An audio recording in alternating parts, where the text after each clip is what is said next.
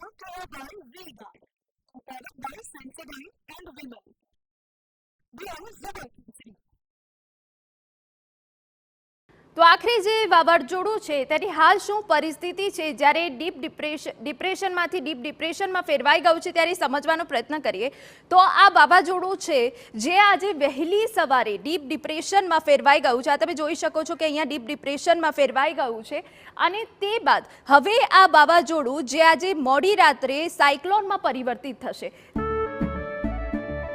કેસરિયાથી મન જોગી થયું રે, દિલ ઝૂમે જુઓ મત મસ્ત થયું રે, કેસરિયાથી મન જોગી થયું રે. હર પળ મનાવો કેસરી તહેવાર.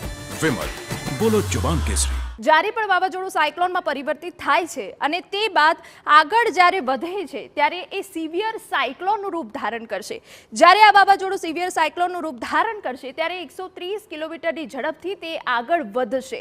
જી હા, પશ્ચિમ બંગાળના સાગર દ્વીપ અને બાંગ્લાદેશમાં આ વાવાઝોડું ટકરાશે કે જ્યાં ખાના ખરાબી થઈ શકે છે. અને હાલ જો આ વાવાઝોડાની સ્થિતિ જાણવાનો પ્રયત્ન કરીએ તો હાલ જ્યારે સિવિયર સાયક્લોન જે રીતે આગળ વધી રહ્યું છે ડીપ ડિપ્રેશનમાં તો ફેરવાઈ ગયું છે, ત્યારે 8 કિલોમીટર પ્રતિ કલાકની ઝડપથી હાલ આ વાવાઝોડું આગળ વધી રહ્યું છે.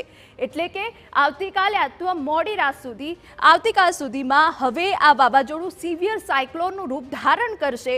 અને જ્યારે આ વાવાઝોડું સિવિયર સાયક્લોનનું રૂપ ધારણ કરે છે ત્યારે 120-130 કિલોમીટર પ્રતિ કલાકની ઝડપથી આ વાવાઝોડું આગળ વધશે અને 26મીએ મોડી રાત્રે પશ્ચિમ બંગાળના સાગર દ્વીપ અને બાંગ્લાદેશના ખેપુપારા વચ્ચે લેન્ડફોલ થવાની શક્યતા છે. પશ્ચિમ બંગાળ પર રેમલ વાવાઝોડાની સૌથી વધુ ગંભીર અસર થઈ શકે છે.